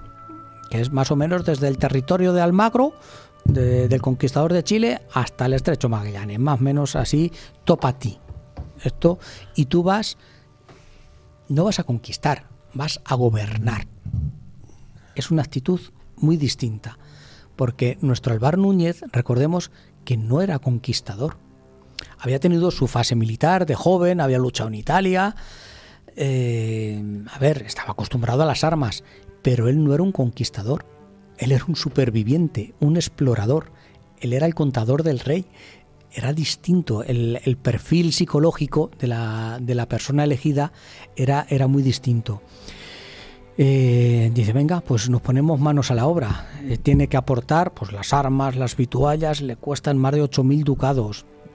Tenía obligación, además, de construir 2 fortalezas cuando llegara, que luego el rey se lo pagaría. Le iban a dar 100.000 maravedíes por las 2 fortalezas que construyera, y recibiría personalmente la 12ª parte de las rentas del territorio que conquistase. Se tenía que dirigir a Juan de Ayolas, que era el que se supone que había heredado la gobernación de aquella zona, y decirle, oye, mira, pues que no, que te quites tú, que me pongo yo, que lo dice el rey. El caso es que preparan la expedición, van con 3 naves y 2 carabelas, 5 barquitos, unos 400 soldados, porque no es una expedición de colonización, esa ya había ido antes. Esta simplemente era a cambiar de gobernador y a poner orden, porque aquello se olía que no estaba bien. El 11 de diciembre de ese año, de 1540, llegan a la isla de La Palma. Como siempre se utilizan las Islas Canarias como última plataforma, eso de hacer aguada, coger alimentos frescos, plátanos y fruta y echarnos al mar. Pasan por las islas de Cabo Verde, que esta sí es territorio portugués.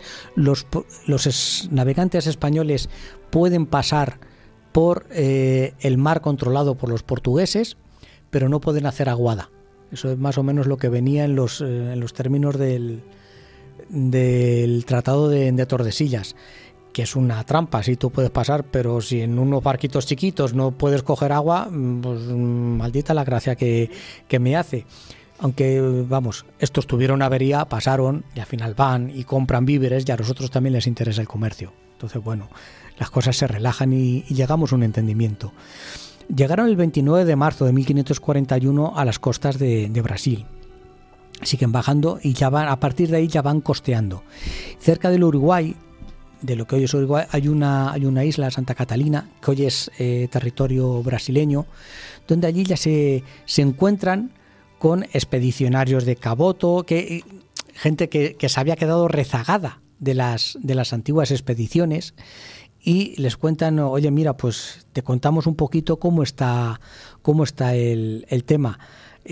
Ayolas se ha muerto y ahora el que manda es Domingo Martínez de Irala, que ha ordenado irse de Buenos Aires por la presión de los indígenas, ha abandonado los fuertes y se ha ido hacia el norte, se ha ido para el actual Paraguay, Asunción.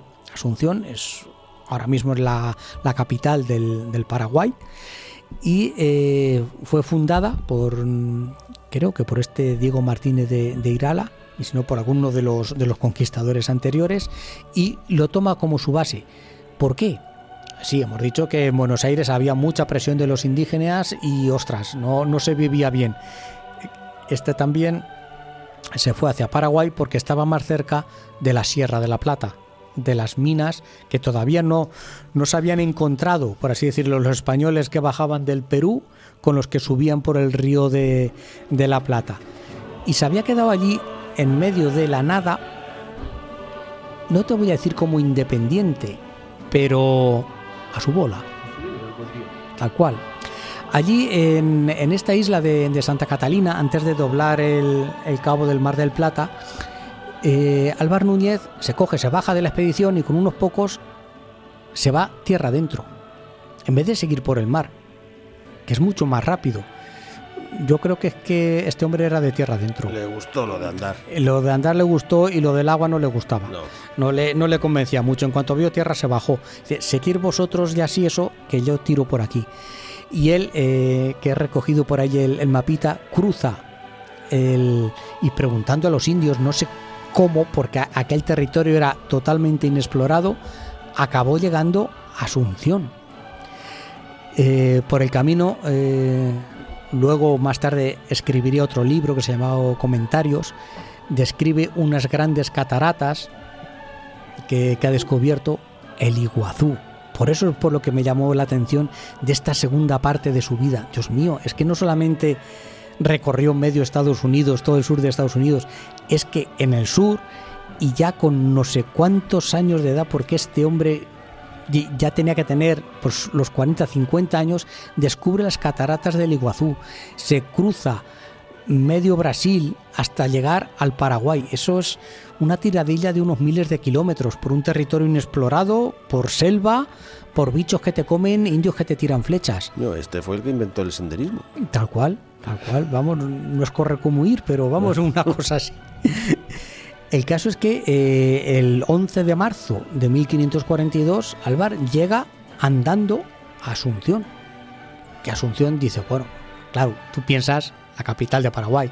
En aquel momento que tenía 1500 habitantes. Es que era pues, menos de la mitad de nuestro pueblo. Es que eran los supervivientes que se habían huido de Buenos Aires, de aquella expedición de Pedro de Mendoza, que habían cogido río arriba, habían cogido los bártulos y se habían ido a fundar otra ciudad mucho más arriba. ¿Y allí qué pasaba? Bueno, ya he llegado, oye, que soy el jefe. Y es que el panorama que se encuentra es cuanto menos raro. No se lo esperaba encontrar una ciudad, claro, dominada por los españoles, pero donde los españoles o los dirigentes de los españoles han caído en una relajación moral que no es que cobren impuestos a los indios, no es que los esclavicen, es que tienen hasta harenes. Es que es una situación que aquello se les estaba yendo de madre. No es que fueran a por la riqueza, es que aquello ya moralmente se les estaba yendo por todos los lados. Me estaba recordando cuando estaba mirando a Lope de Aguirre, el explorador este que se volvió loco, el loco Aguirre, exactamente. Pues un poco así tuvo que pasar en el Paraguay. Lo que pasa que esto terminó de otra manera, porque es que desde el primer momento que llegó este hombre y que vieron que no llegaba con las mismas ideas que tenían ellos, sino que iba a imponer la ley. Es que él no era un conquistador. Las nuevas leyes. Las leyes de Indias, donde los indios eran súbditos, porque así pagan impuestos. Y porque son iguales a nosotros. Y son súbditos del emperador. Y hay que educarles. Y hay que... Ostras. Y eso de la poligamia, ni aquí, ni en la China, ni en ningún lado. Aquí eso no se consiente. Y claro, eso no sienta bien. Al que está acostumbrado a hacer lo que me da la real gana, porque sí, soy súbdito del rey. No sienta bien pero, entre los castellanos, pero claro, a los indios le vendría a Dios los indios le venía Dios de perlas. Y llegó a acuerdos con los indios. También se enfrentó a ellos cuando se tuvo que enfrentar, pero llegaba a acuerdos. Y a ver, por ejemplo, he encontrado el caso de la india Juliana, que pues era una de las mujeres que estaban esclavizadas ahí sexualmente y mató al castellano de turno, y Álvar Núñez la cogió y la ajustició, la desmembró. El ajusticiamiento fue por desmembramiento, porque tiene que funcionar la justicia. Tú no te puedes tomar la justicia por tu mano. Al final somos herederos del derecho romano. Nos gustan mucho las leyes. Yo siempre decía, el imperio español es un imperio de conquistadores, no, un imperio de ingenieros, un imperio de abogados, un imperio de administradores. Por eso se aguanta el imperio. Tú no gobiernas sobre las bayonetas, tú gobiernas sobre abogados, gobiernas sobre gente que administre, gobiernas con ingenieros que te hacen caminos, puertos y canales. No gobiernas solamente sentado sobre las bayonetas. Entonces este hombre era de esa mentalidad. Oye, que además había estado no sé cuántos años con los indios y los había acabado entendiendo. Los había, no te digo queriendo, hermanándose, no, tampoco es ese proceso de aculturación que sufrió que hicimos un programa, que el que se encontró Cortés, que sabía... Aguilar, que se había convertido a los mayas totalmente, y era maya. El otro, que no recuerdo el nombre. El que se casó con una... Sí, con una... Murió siendo... Murió pasándose en el bando de los indios. Guerrero, exactamente. Pues no es que Alvar hiciera eso, no, él era castellano, él era español, pero él quería que se aplicara la ley, y él había venido con ese cometido, de que se aplicara la ley. Y la ley decía que había que tratar a los indios así, que había que hacer, sí, ¿vale? Que había que hacer encomiendas, que había que hacer lo que fuera, pero que había que gobernar aquello como parte de España. Entonces, los que estaban allí le hicieron la cama, directamente. Empezaron a sobornar a los contadores reales, a los oficiales del rey que iban con la expedición. Los empezaron a sobornar, mientras hubo un incendio en Asunción que quedó pues, casi convertida en cenizas, pero bueno, como es todo madera, pues al final se repone pronto, pero el 4 de febrero del 1543, hubo un incendio enorme que mató mucha gente y arrasó la ciudad, pero bueno, se volvió a levantar. Lo que pasa es que ya también le acusaban de despótico, le acusaban de tirano, claro, porque no te dejo hacer lo que te dé la gana. Por eso soy un tirano, porque vengo aquí imponiendo el orden, imponiendo un poco la ley. El caso es que le pegan un golpe de Estado, como si tal cosa. El 25 de abril de 1544, Alvar es arrestado, él y sus colaboradores. Los cargan de cadenas, los meten en un barco y los envían para España. Aquí ganaron los malos. En esta primera fase, por lo menos. Me he quedado con ganas de tener tiempo de estudiar a ver cómo se encauzó el tema en el Paraguay después. Imagino que como tuvo que pasar en Perú, en México fue mucho más sencillo. Cortés nunca se salió de madre. En Perú los mismos conquistadores acabaron a tortas, entre almagristas y pizarristas, acabaron a puñalada limpia y tuvieron que ir oficiales desde España a imponer el orden, y yo imagino que en Paraguay pasaría 3/4 de la misma. Luego lo estudio y lo cuento. Me he centrado en nuestro Alvar Núñez, que lo meten en un barco cargado de cadenas, sometiéndole a malos tratos, envían por delante a estos oficiales sobornados del rey para que hablen mal en la corte del rey, porque claro, tú estás en tu corte, en Toledo, en Valladolid, en Madrid, donde te toque, y te llegan unos oficiales que han mandado tú y dices, oye, que ahora va a venir uno que ha habido que echarle unas cadenas encima porque esto era un tirano. Era una vergüenza como estaba gobernando, como quería gobernar aquello, ha habido que pararle los pies. Estaban comiendo la oreja al rey. Entonces este hombre se encontró con que llegó, le metieron en la cárcel, le llevaron a juicio y le querían desterrar a Orán, una ciudad en el norte de Argelia que habían conquistado los españoles hacía poco, y desterrar enviándole como caballero, costeándote tú el caballo y tus armas y tu comida, encima gastándote. Poco a poco, este hombre, su defensa fue escribir el relato de lo que él había hecho, de su viaje, en ese libro, se llama Comentarios. Creo que es mejor. Yo me he leído el de Naufragios, este de Comentarios no he hincado el diente. Dicen que está mejor escrito el primero que este segundo. Y ahí viene su viaje, lo que vio y cómo se comportaba con los indios, con mano firme, pero justa. Que no tampoco es tan sencillo, pero claro, si al que está acostumbrado a hacer de su capa un sayo le ponen en vereda, pues claro, eres malo. Y este hombre, pues bueno, al final se sabe que se le exoneró del destierro a Orán, y ahí ya vienen muchas dudas.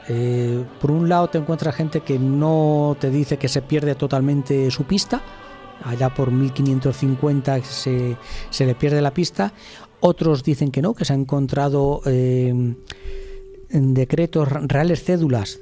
Se habla de una real cédula del 15 de septiembre de 1556, donde parece, lo que se quiere leer, es que trabaja para la Real Audiencia de Sevilla.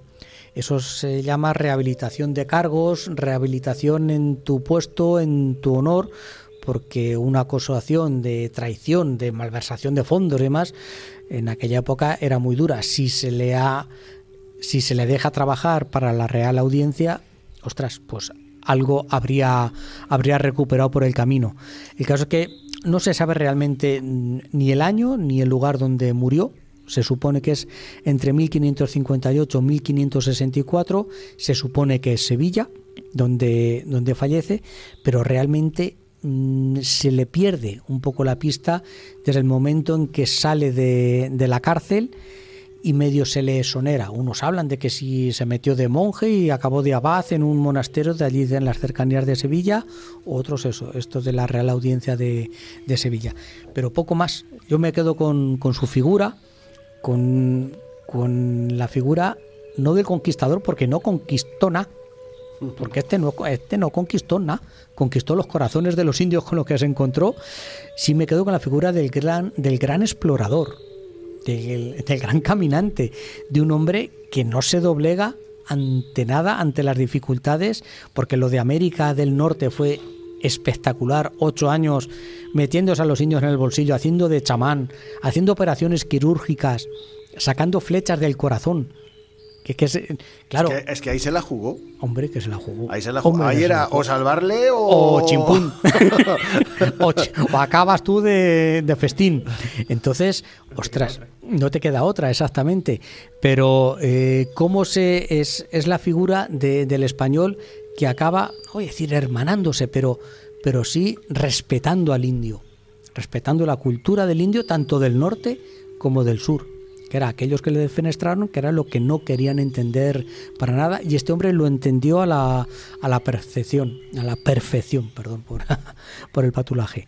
Y os digo, es una figura que me ha gustado muchísimo, que la llevaba detrás de él mucho tiempo, y digo, no, en un solo programa se me queda corto, se me queda demasiado poco, hay que contar más, y sobre todo esta segunda parte, que es la menos conocida, porque de la otra hay un libro de Pérez Henares, buenísimo, Cabeza de Vaca, tal cual, pero buenísimo, pero solamente trata la primera parte, su aventura más conocida, pero esta segunda parte del Paraguay, del Iguazú, ostras, ahí he terminado, he puesto la última canción, la de del pájaro chogüí, exactamente, que la hemos cantado Rafael y yo mucho en la rondalla, porque pues eso, una canción guaraní en español. Pero qué mejor sincretismo, qué mejor mestizaje puede haber que ese. Cuenta la leyenda que en un árbol. Esa es la última leyenda de hoy, la del lindito guaraní.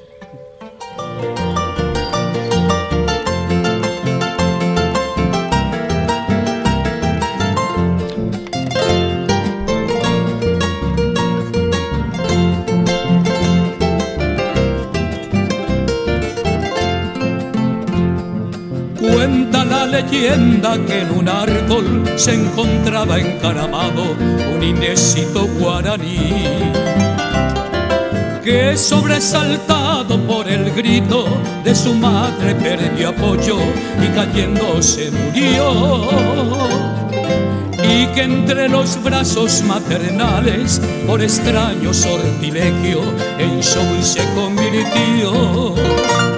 Showil, cantando está mirando acá, mirando allá, volando se alejó. Showil, qué lindo es, qué lindo va perdiendo en el cielo guaraní.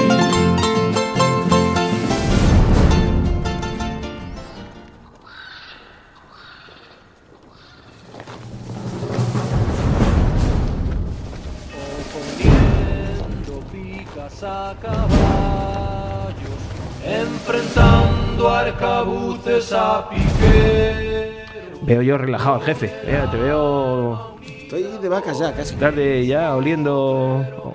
Estoy de vacas ya casi. Bueno, magnífico personaje, magnífico tema, magnífico relato. Joa, enhorabuena. Sí, gracias. Magnífico senderista. Pero es una fuente de inspiración.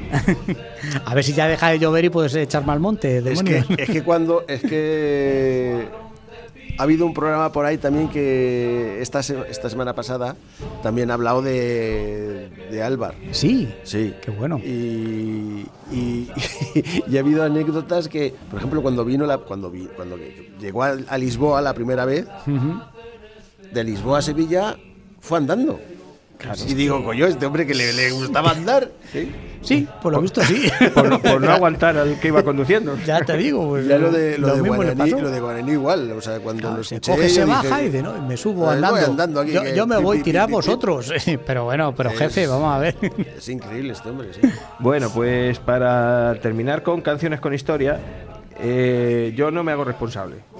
El título de la canción hace referencia a un personaje que nos gusta, Blas de Lezo.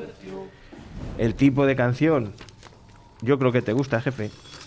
Y el grupo que se llama Skin Storm, o algo como Piel de la Tormenta. Bueno, tú... Vamos a ver cómo suena. Tú ponlo, no sufras. Vamos a ver.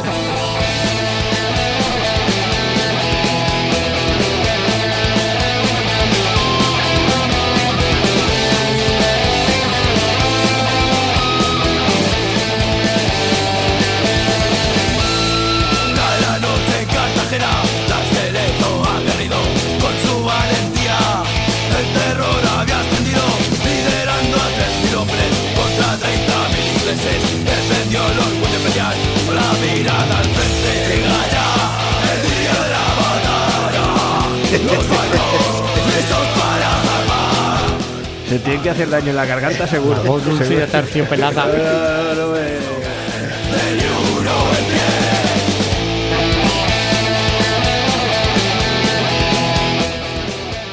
Creo que ha dicho que estaba Blas de Lezo con la mirada al frente. Leche, si le faltaba un ojo. Le falta uno, la mitad de la mirada.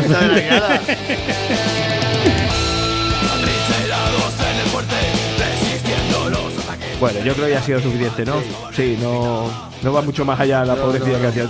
Que nos vamos de vacaciones una semanilla. Venga, vamos de vacaciones. Sí, a la vuelta. Vamos a recargar pilas. Sí, señor. Y... Nos lo hemos ganado, demonios. Sí. Voy a dejar puesto, si os parece bien, para la semana que viene, el especial que a mí me gustó mucho, el que hablamos de Aranjuez, de... ¿Cómo se llama? José Antonio... El de Godoy, para entenderlo. Sí. ¿Vale? Muy bien. Nos gustó mucho, pues aquí para la gente que no escucha la radio, Onda Plana, ondaplana.es, el domingo que viene ponemos a especial Godoy y ya volvemos a la siguiente con nuestros temas habituales. O no, ha dicho que con invitada, ¿no? Ah, sí, verdad, con Ana, el 26, ¿no? El 26, Ana. 25, 26, sí. Estamos. Entonces, para el 25-26 de abril estamos aquí, ya terminando abril. Es que va esto volado. Estamos terminando la 7ª temporada, como aquel que dice. Casi. ¿Nos queda nada? Nos queda un mes. ¿Qué te queda de escuela? Es lo que nos queda a nosotros. Pero es que... Ese es el tema. O sea, que el día que me jubilo también de esto. Ay, por Dios, eso no, Rafa, hombre. Vas a tener el día que te jubiles vas a tener más tiempo para hacer esto. A lo mejor más. A lo mejor me ficha alguien bueno y me voy. No. ¿Cómo? Hombre, pero vamos a ver qué mejor fichaje que este. Sabía que lo dice. Se expande tu universo, es con lo a gusto que estoy aquí y lo bien y que estamos aquí en Amor y Compañía con la gente que nos escucha, que sois unos fieras. Y bueno, pues eso, que nos vamos a coger unos días de... Yo me voy para Asturias, me voy para el norte, no sé para dónde. Yo no sé. Tú no sabes para dónde vas a tirar. Yo a ver dónde tira la veleta y pues para allá voy. Y Joa, Así por de allí, gusto. por tu tierra, Pues que estás de obras. no, yo en Semana Santa me vendré para acá. ¿Ah, sí? Sí. Que vienes aquí de... Sí. A hacer el charco negro, la sala y la... Pues a ver cómo está el tiempo, sí. Si deja, porque escuchaba a Maldonado el otro día y no daba un duro, así que ya veremos a ver. La nada, que es la eternidad. Don Juan, don Joaquín. Hasta la Rafael, vuelta. Juan Carlos, Nos vemos. Adiós. un abrazo. Escucha, yo voy a hablar de la OTAN, ¿eh? Sí, vale. Carbono 14 es nuestro antepasado.